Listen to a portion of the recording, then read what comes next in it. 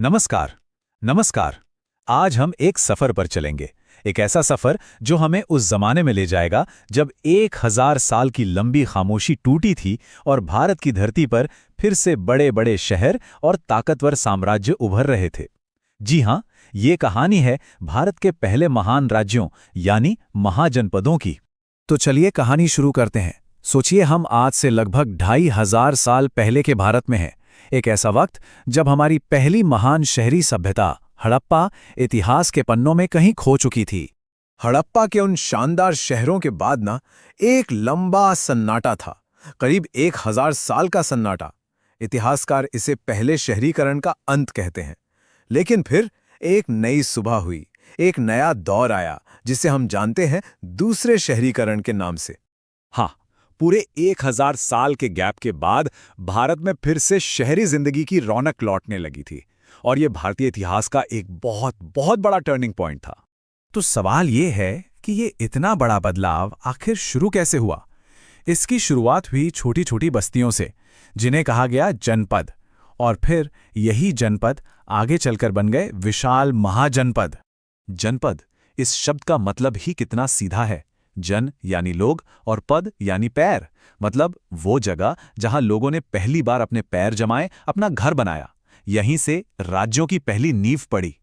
और फिर हुआ क्या, जैसे जैसे व्यापार बढ़ा, ताकत बढ़ी, ये छोटे छोटे जनपद एक दूसरे से जुड़ने लगे और धीरे धीरे इन्होंने बड़े ऑर्गेनाइज्ड राज्यों की शक्ल ले ली। और इस पूरी प्रक्रिया से कितने बड़े राज्य सामने आए जानते हैं? 10, 12? नहीं, पूरे 16। जी हां, प्राचीन भारत में 16 महाराज्यों ने जन्म लिया, जिन्हें इतिहास महाजनपद कहता है।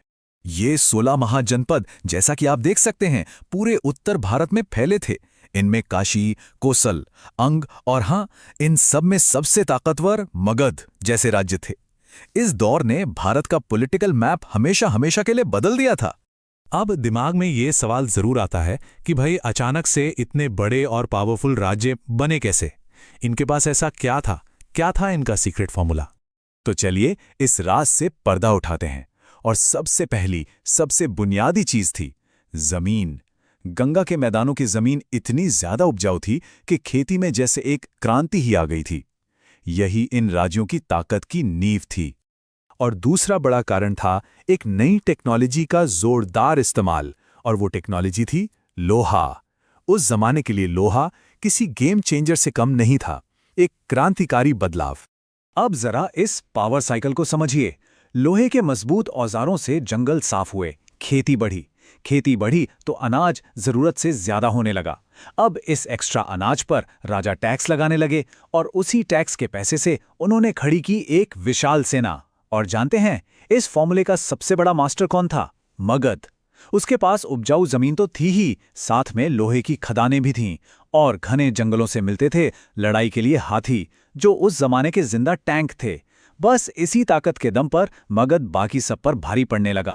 अच्छा, ये राज्य इतने ताकतवर तो थे, पर यहाँ सरकार कैसे चलती थी? क्या हर जगह एक ही जैसा सिस्टम था? चलिए इसे थोड़ा और करीब से देखते हैं। उस दौर में दो तरह के सिस्टम चल रहे थे। ज्यादातर महाजनपदों में था राजतंत्र, यानी राजा का बेटा राजा। लेकिन कुछ राज्य जैसे वज्जी और मल्ल गणतंत्र थे, जिन्हें गण संघ भी कहते थे। यहां शासक को एक सभा चुनती थी और सारे बड़े फैसले बहस और वोटिंग से होते थे। सोचिए, ये दुनिया के सबसे शुरुआती रिपब्लिक्स में से एक थे। देखिए, इस नए दौर में सिर्फ राजनीति ही नहीं बदली थी, बदलाव की ये लहर समाज और इकोनॉमी में भी जोर शोर से चल रही थी। अच्छा, एक बात सोचिए, जब व्यापार इतना बढ़ गया तो लेन देन को आसान बनाने के लिए किसी नई चीज की जरूरत तो पड़ी होगी ना? वो चीज क्या थी? जवाब था सिक्के। इन्हें पंच मार्क्ड कॉइन्स या आहत सिक्के कहा जाता था। इन पर अलग अलग निशान ठोक कर बनाए जाते थे। इसने व्यापार में एक क्रांति ला दी और ये नई अर्थव्यवस्था की रीढ़ की हड्डी बन गए। अब देखिए, जब शहर बड़े होते हैं, काम धंधे अलग अलग होते हैं, तो समाज भी ज्यादा कॉम्प्लेक्स हो जाता है। लोगों को उनके काम के हिसाब से ऑर्गेनाइज करने के लिए वर्ण व्यवस्था जैसा एक सोशल स्ट्रक्चर बना, जो आगे चलकर जन्म पर आधारित जाति व्यवस्था में बदल गया। और पता है, इसी सामाजिक उथल-पुथल के बीच बौद्ध और जैन धर्म जैसे नए विचारों का भी जन्म हुआ, जिन्होंने उस समय के सिस्टम को चुनौती दी।